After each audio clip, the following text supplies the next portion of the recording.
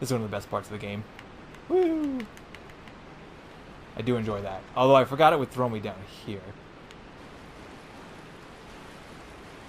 And I'm wondering now if I can get Kirk to trigger, because I'd like to fight Kirk.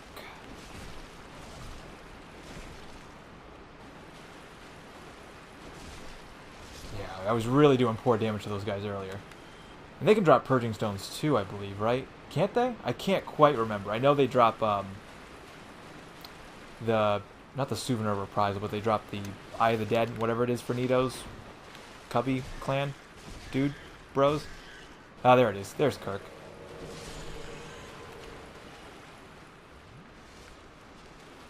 Hello, Kirk. Oh god. Yep. Okay. Kirk is actually one of my preferred invaders. He's just kind of cool. He's fun to fight. Isn't he like... He might be the first one that you can come across that's, you know, non-human invader. Oh, I really went for that parry. That was a bad idea. And of course he has poise, so that was dumb.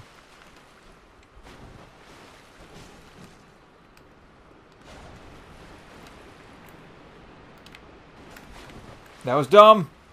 I'm surprised he didn't backstab me. I wonder if he can. I would think he can.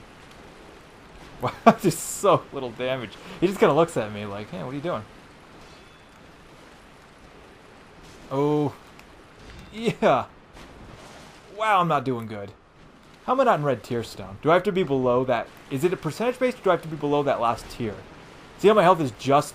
Oh my god, is just on the cusp of that last block. I wonder if it has to be below that. I've never actually tested.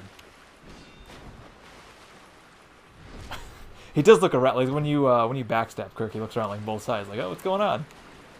And speaking of, I was talking about not getting rare drops before. Kirk is one of the guys I don't often get drops from. He has the ability. I would love him to drop me a shield. If he dropped me a shield, I would start using his shield right now, or any of his armor for that matter. Just don't drop me the sword, Kirk. The one time I can't use the sword. I was blocking. Oh. Yep. Oh. And he is not even halfway down yet. I feel like the fact that I'm healing makes it feel more fair because I'm doing so little damage. I feel completely justified. Even if this were a human player, which could happen because I'm offline. I would love, well, I was going to use the word love. That's a pretty strong word. It would be more interesting if I was playing this online. But I don't want to do that, A, because it's kind of meant to be a solo PvE run, and 2, I don't have, I'm playing this on Xbox 360, and I don't have a gold membership. Which, speaking of which, I thought maybe you'd be able to play something like Dark Souls online, but they do put you on an offline mode if you don't have gold. What's really interesting is you can play Destiny offline. I mean, you can play Destiny, this is something I found out, this is one of the reasons I played the good amount of Destiny that I did was, if you play Destiny for the Xbox 360 and you have a silver account, meaning you don't have gold, you don't have the ability to play online with other players, you can still interact with other players on Destiny. You can't party up, but I could interact with people in the hub world, and I could, they could help me in the overworld. They couldn't help me with like specific missions and bosses, but they could help me kill enemies in the overworld, which I found to be really interesting. It felt like, because every other game you kind of cut off from online for the most part, that game you actually were still like sort of connected in a way, which I thought was really cool, which is kind of what got me to play it for the hours that I did. Alright.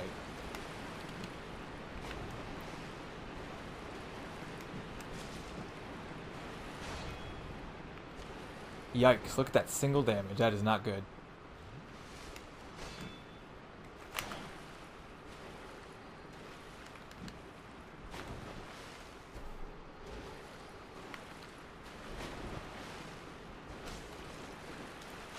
Trying to hold the block button. Trying so hard.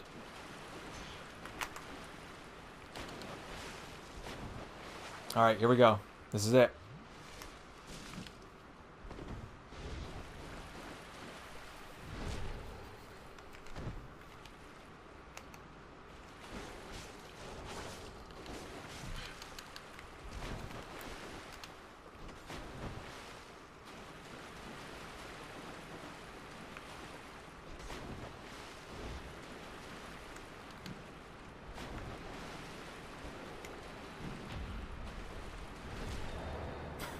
See, that's the kind of damage I need. Oh my god! Oh! Oh.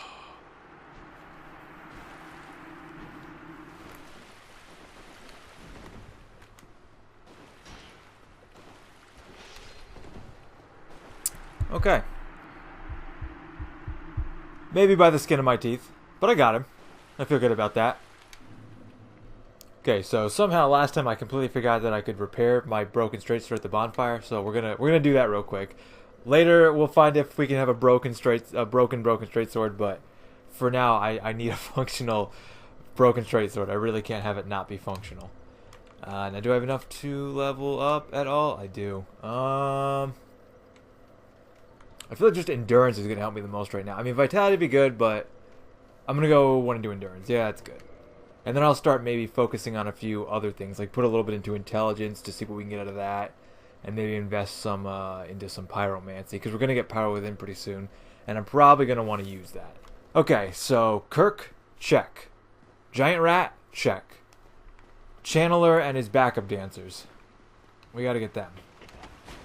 Okay, I think this is the best way to approach this. I'm gonna try to grab one of these guys. Oh, they're already buffed. Cool. Well, that's good. Yeah.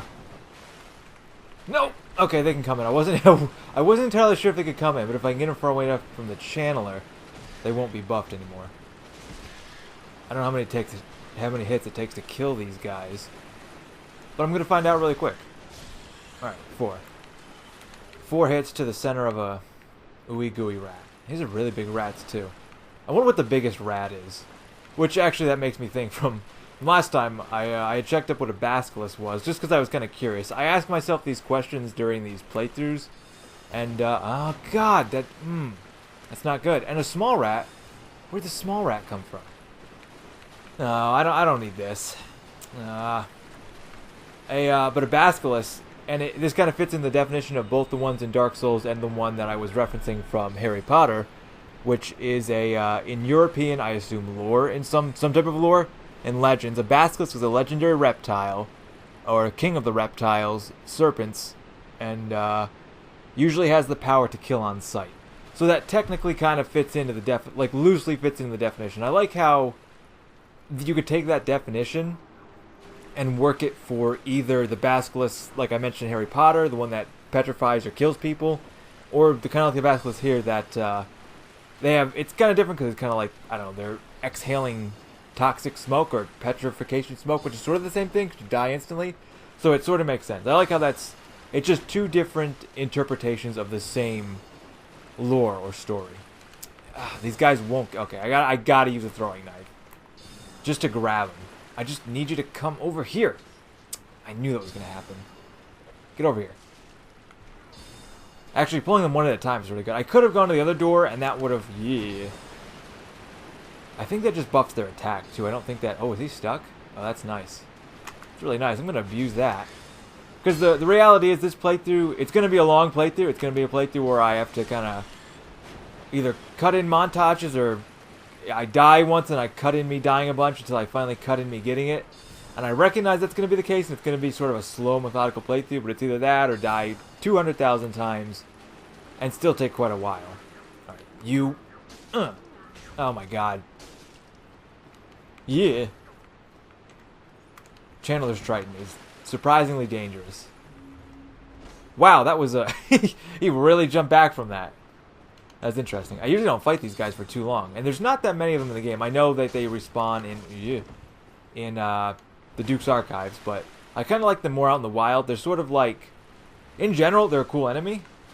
I like enemies that can buff or affect other enemies in some ways, just to make things more interesting and versatile. And then you want to, in this case, obviously I think he's really cool because not only can he buff the rats around him, which early on teaches you probably want to get rid of him, but if you don't get rid of him and you go to fight the boss, he'll buff the boss. I think maybe you can lure the Gaping Dragon away from the ledge where he won't buff him, but if he gets anywhere near it, I know he can buff him and rebuff him. So, Trident, I was pretty sure I was going to get the Trident right there because I've never gotten the Trident on an early drop for these guys. And just because I wouldn't be able to use it, I was sure I was going to get it. These rats are actually surprisingly aggressive. I like they normally are, but usually I can poise tank them and it's not a problem. But because everything is taking so long to kill, I'm steadily learning what enemies are and can be very dangerous.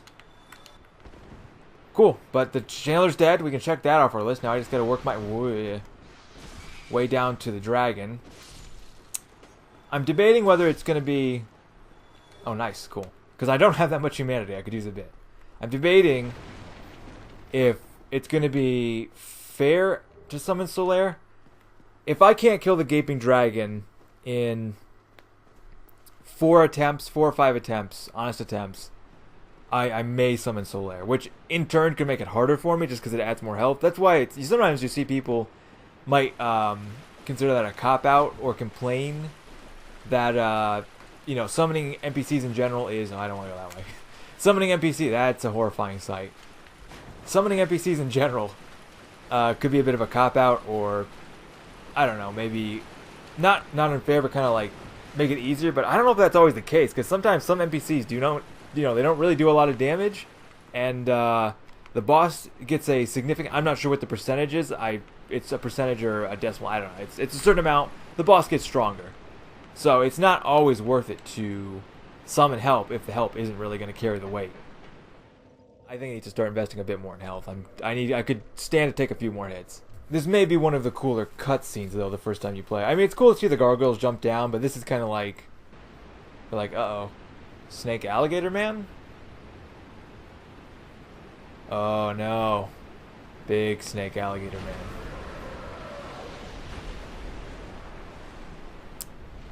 Certainly the first, extravagant boss you fight. It's not really... It doesn't really cut the top 5 anyway. I don't even know if it's top 10. Might be top 10 for this game. It's certainly a cool boss. It's a really fun boss because it's good on solo and it's good on co-op. And those bosses, any boss that can be just as good co-op and solo, are good by me. Usually some of my favorites. Well, that's about what I expected, but that should have been critical damage in the head, so that's not good. You stay away from that. Now that because I'm right in the middle of watching some Bloodborne playthroughs, and in general, I think the aesthetics and story and lore and world of that game are so... I love the gothic, Victorian, steampunky feel that you get from that, plus with the cosmic horror Cthulhu stuff going on with the enemies in the later game. It's awesome. And this guy actually kind of reminds me... I wonder if he was some of the inspiration for the One Reborn. He looks a lot... When you really look at him, he's the same sort of general shape. Wow, I can't even... That's not cool. I can't even get the tail. Not that I need it by any means, but... Yeah, he's really a One Unborn, isn't he? Yeah. Anyone who's played Bloodborne can probably agree with that. Probably made the connection long before me. Well, I gotta be honest. It's gonna take a while, but... Well, he's doing a lot of... Okay. Well... I should never ever trash talk the boss before he's dead. Because this happens. Alright, buddy, come on.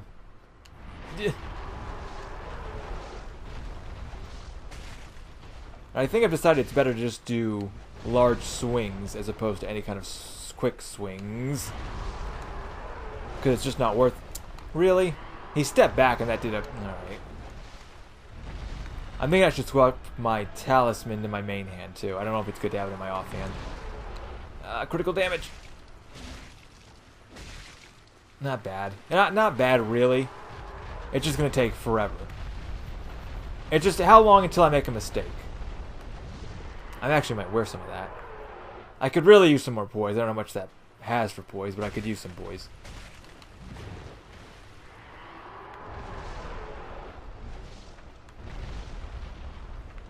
I guess maybe other than design and a few of his attacks, the attack that degrades your weapons. I don't know if any other boss has that attack. Certainly not in Dark Souls 1. I don't think so. That's why you should cut the tail off. Me. Note to myself. Cut the tail off. Ooh.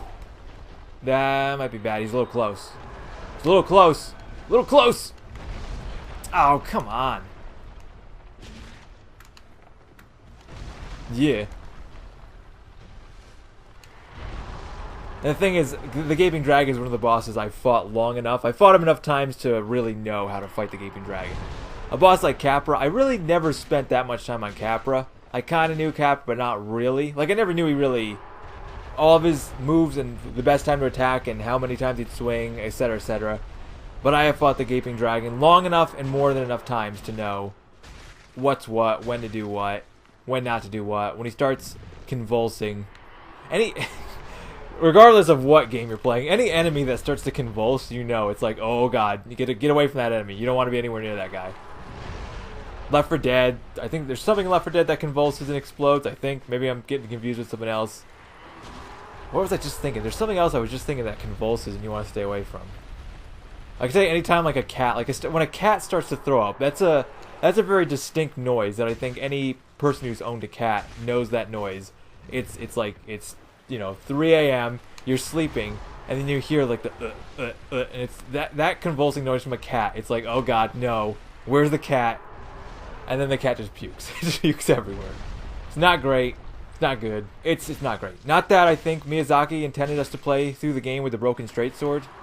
I know people have done the hilt. I saw plenty of hilt runs. I remember I briefly looked for some of the broken straight sword runs. I didn't find particularly any. I'm sure there's some out there. I'm sure someone already did this blindfolded, without leveling up, in their sleep, with a rock band drum set. But, you know, I'm not that guy. I'm this guy. I'm the guy who's using the controller. The controller, to be fair, that sometimes dies and, like, one of the buttons doesn't work so good. So, there's that. I should write that in the challenge run. It's like, I'm the guy who did the challenge run with the Dark Souls broken sword, straight sword, that no one asked for. And I did it with the controller that sometimes died that one time and the button sort of didn't work. I was that guy. Not like the guy who just recently, I didn't see it, but I heard the news about it. There was a guy who beat Dark Souls 1, 2, and 3 all in a row, non-stop, without dying. So, yeah, I'm not that guy, but, you know, I'm pretty close. I'm almost that guy. I'm a couple playthroughs away from that guy. But it's clearly going to take a while. Do I have buffs? I should actually check if I have buffs. Can I menu surf while I'm fighting this guy? I didn't pick that up. Oh, yeah. I'm kind of okay at going through the menu when fighting enemies, usually, sometimes. Probably at least once I get grabbed. I thought I picked up the gold pine resin in the Berg. I guess I didn't. I really should have done that. I don't know why I didn't. I really should have done that. That would have been smart. Probably before we go into Blighttown, I should get that. Because I think Quillag is weak to magic and lightning. Certainly magic. I hope lightning. It certainly wouldn't help, or it would help to have lightning on my weapon. Would help not to get stepped on either.